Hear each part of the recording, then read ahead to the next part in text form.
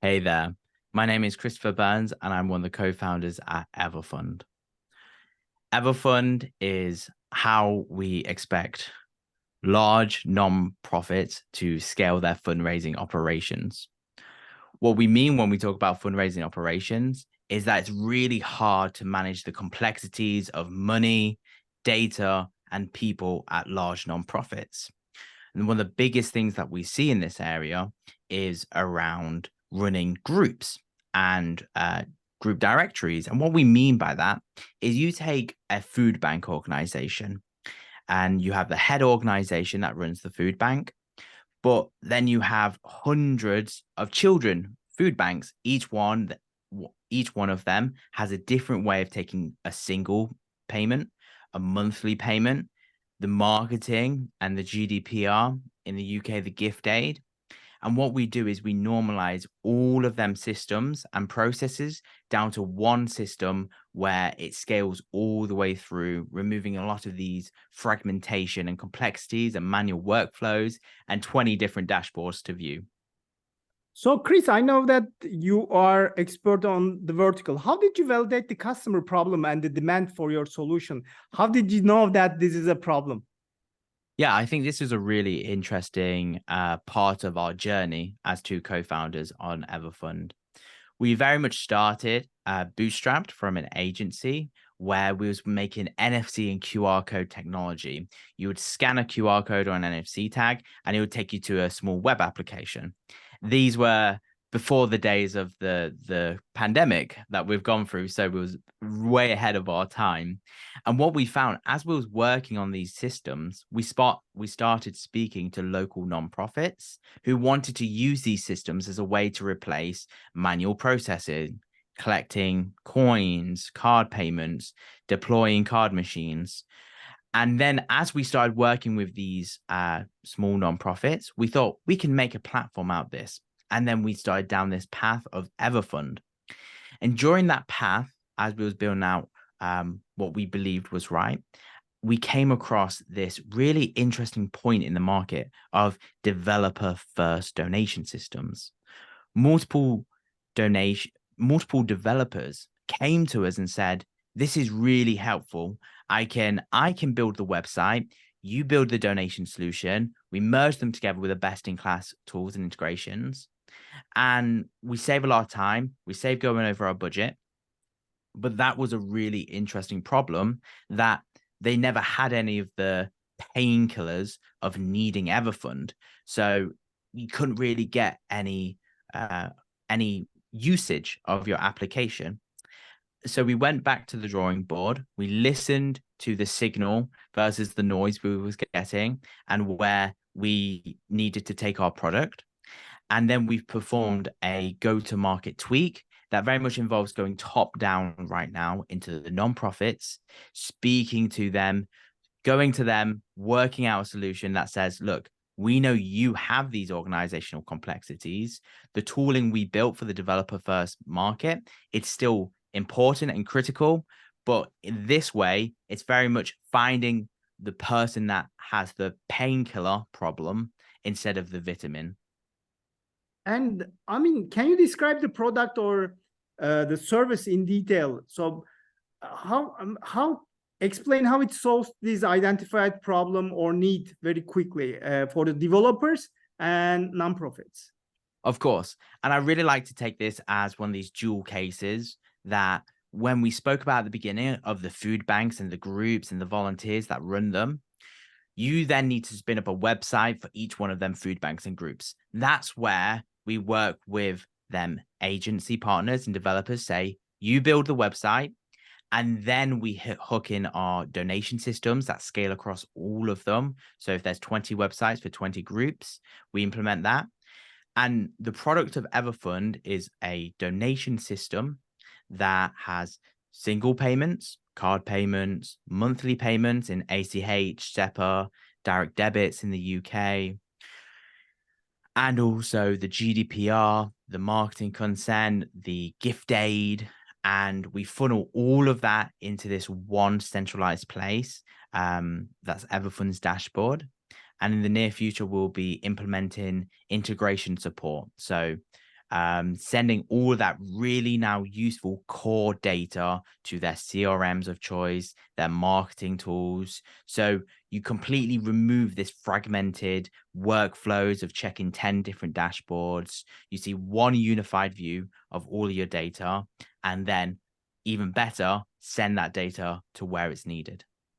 So how do you find your nonprofits? Where do you find them, or developers? Do they reach to you? Is it or do you use other channels? Yeah, I think this is a really interesting one. And I like to be honest and say we're all experimenting at the pre-seed stage and seeing what works and doesn't work. One of the channels that we're seeing really good success with at this current time is with the agency partners. Obviously, agencies are a lifeblood of getting development work done in nonprofits. They don't necessarily have the time to hire developers and designers and project managers to move these things forward. So partnering with agencies that specialize in nonprofit websites, building applications for them has really shown its dividends as it's helped us connect early to other platforms and integrations to really build a connected vision of how modern day nonprofits work.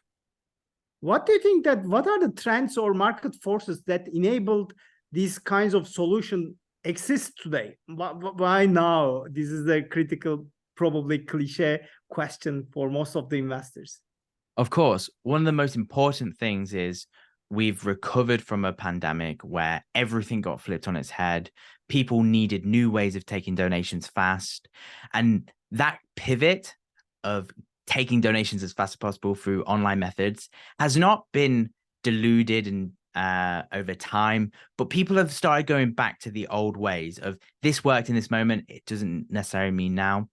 And the biggest thing of all is these big nonprofits we're tackling have had this problem for many years. They've been putting together manual workflows, manual solutions, and it's only when we've identified that this very niche thing of group donation systems is possible.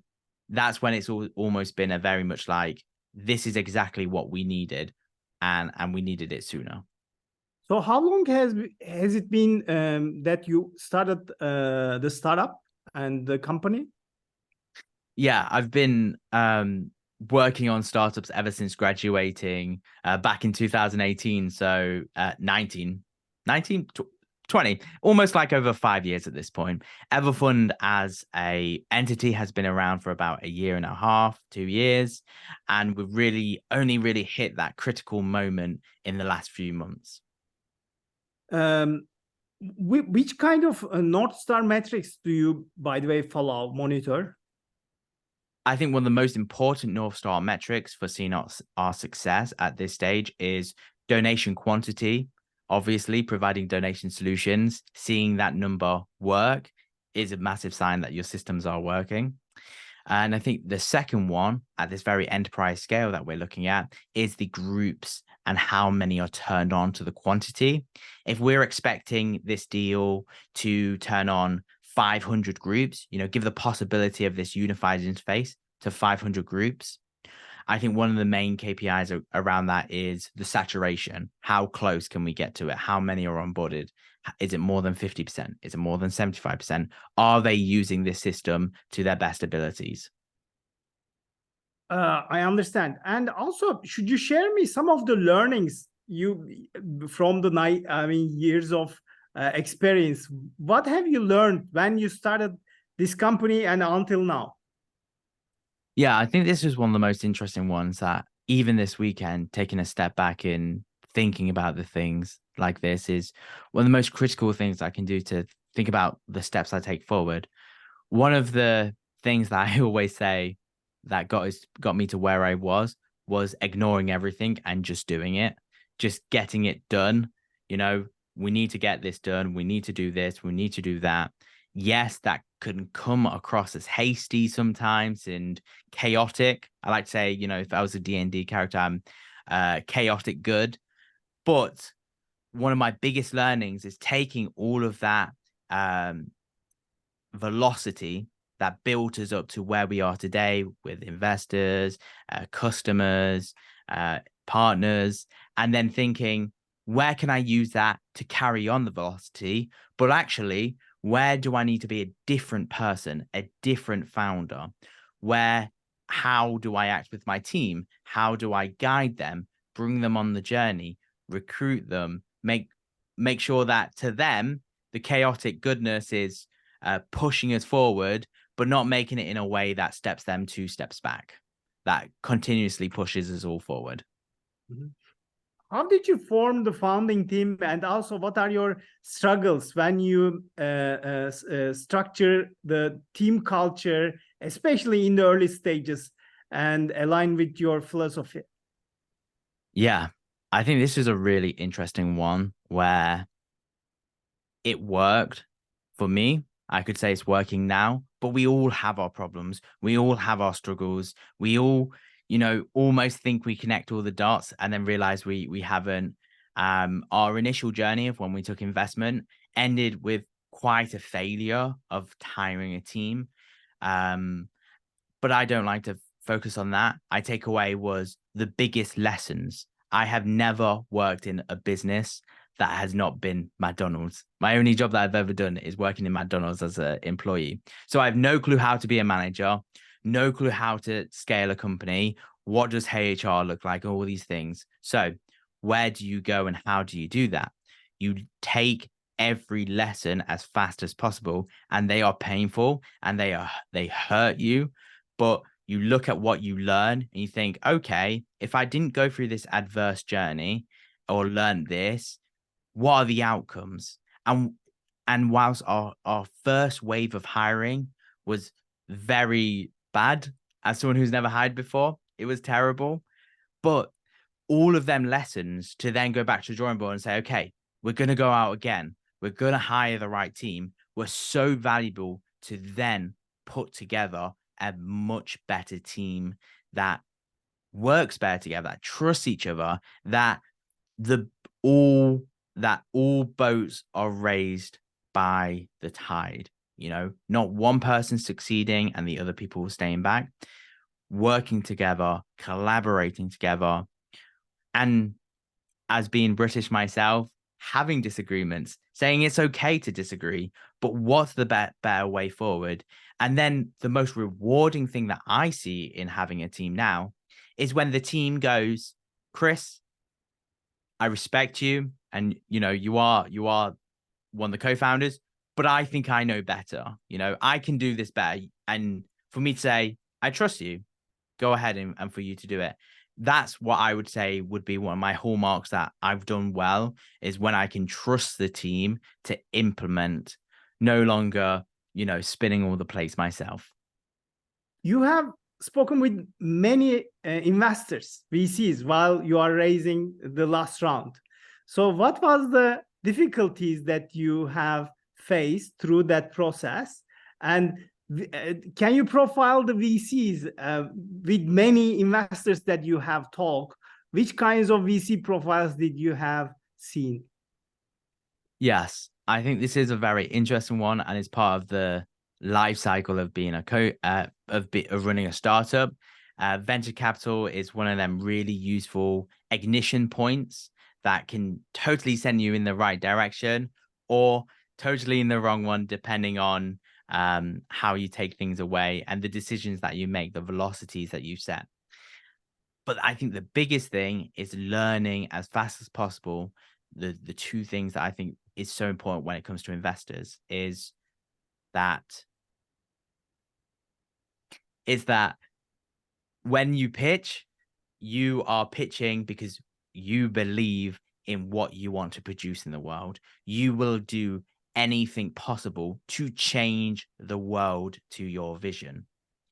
So then it's finding investors, customers, team members who believe in that vision, who want to join the journey, who want to be part of this egg, this tree that is growing. It's almost as it sounds stupid, but like I believe that passion to find the right investors that believe that yes, you're going to have downsides, You're going to have bad months. You're going to have problems.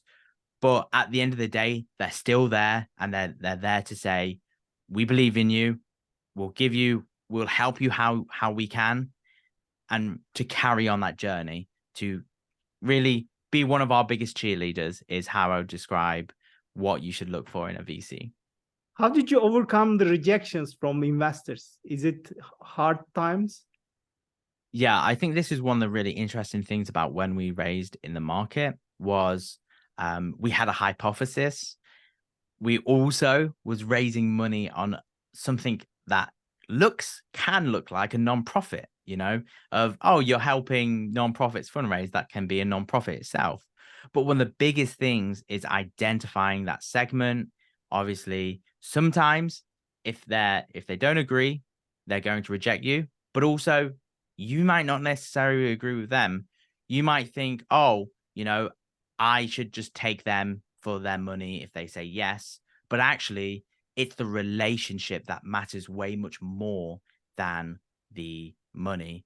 And that is a two-way street. So whilst VCs can reject you as a co-founder, you can also reject them. So what does a typical day look like for you? How do you spend your days? Yes, I like to think about potentially the days that I would live not running a startup. How would I wake up in the morning? What would I do with my life? But sadly, I am a person of schedule, and the schedule is chaos. It's wake up about 8:30, read my emails, start my day, have my stand-ups, very much try and plan everything out a lot more now as I'm a manager, just not leaving massive gaps to do anything. Working out the biggest priorities of the day is one of the hardest things to do. Is what do I need to do today to move things forward in the right direction? Because so much time can be wasted on, LARPing, just pretending you're running a startup. What's the most important things? What's urgent? What's important, the Eisenhower matrix, and constantly working on them important, urgent things. And then obviously transforming into a manager, spending my time still doing the things like training team members, helping them on board, one-to-ones, and really making sure that I get the most out of every single member of my team. And that can even be my co-founder. And then on other days when I'm not doing so well, then people lift me up as well. Because like I said earlier, the tide lifts all boats. We just have to let it. How do you solve the problems with your co-founder, if there is one? 100%. This is one of the hardest questions that I see out there. And I think it takes a lot of respect to be honest and to understand that finding a co-founder could potentially be a very interesting and easy task, or it can be a very complicated task. And you don't necessarily know until you're 1, 2, 5, 10 years into it if it was the right decision. I've seen co-founders who look like great matches, but soon as the first adversary comes up against them, they've almost got guns under the table ready to shoot each other. It's that balance that I think is one of the hardest things, that you are there on their best days and worst days, and they are there for you on their best days and worst days. But overall, I think the two principles that even I was speaking to my co-founders today about is you should let the other co-founder be who they want to be. What do they want to do? What do they believe will make this succeed? And they should let you do that. And then you come together and you work out where you're good at, what you need the other person at to do, and delegate from there. That bond of having a co-founder is one of the hardest things that I would say about running a startup, even potentially harder than hiring our initial team, because that other person needs to be there for you through the hardest times and also, the easiest. And it's so easy to believe I could do this better without someone. I don't need them. I don't even know what they're doing. I can do everything. But it goes back to the same point of the tide rises all boats. By working together, making a coherent team, understanding your own weaknesses, understanding their weaknesses. When you come together, you'll become a lot stronger of a co-founder.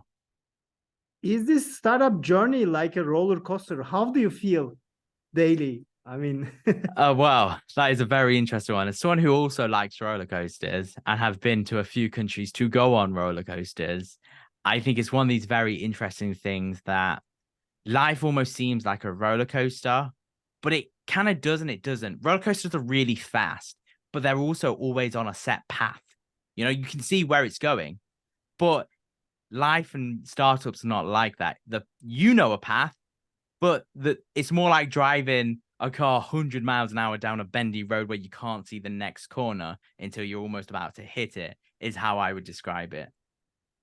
if you had the superpower to change in the startup life, what should be that superpowers? Three of them. Well, see, that's a really interesting one. I would say my first superpower would be to be the true idiot in the room, take off all the context that I know, all of how I think we can solve the problems with Everfund, and think I'm going to look at it exactly how my target customer would look at it, with no context of anything I've ever done, and see if I would get exactly the same solution as someone who has all the context, who knows how to build it. I think the second power is communication. I would still love to be even better and be really well-rounded and always know just what to say. And what I mean by that is, as I said earlier, I've always ran a business. I've never been in part of a team. So now it's my opportunity to learn from my team members around, to learn how to grow and then mentor other team members in the future. That's, I guess, power of mentorship would be the second one. I think the third one would be speed, if anything, just to get my thoughts down faster, to get stuff out the line faster. Things always take time. Estimations are always a thing, but just to hit the ground even faster.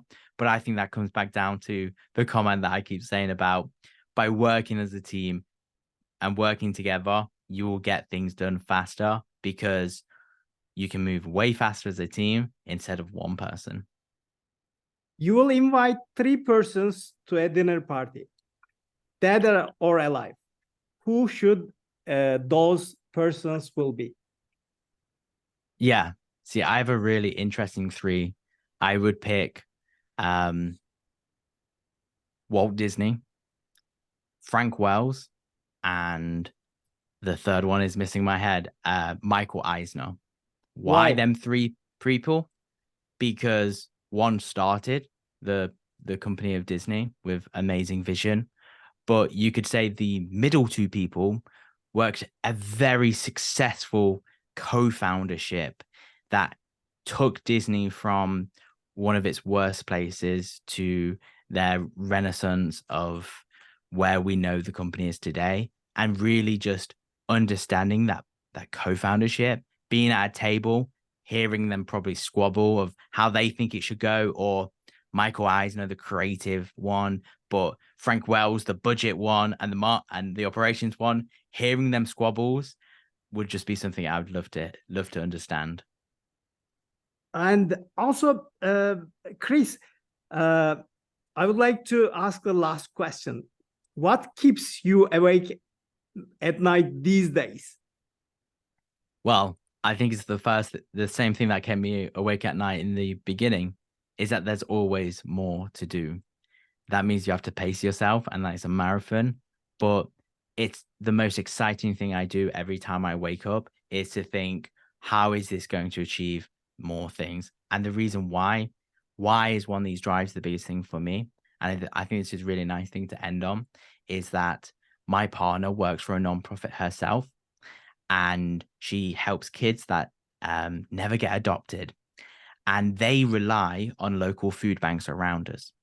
Them food banks fundraise on Everfund. So by them food banks using my company to raise their funds means that I'm helping my partner. So I see this full circle of how Everfund sits, where it sits, how can it work? And part of me just wants to take that experience that I felt and give it to every single one of my team members, every single one of my venture, my VC partners, my customers, and just say, look, I want to scale this up. I want to get it right. I want to have one of these most rewarding experiences that I've seen by running Everfund happen to everyone involved. Chris, thank you very much for this great conversation. Much appreciated. No problem. And thank you for having me.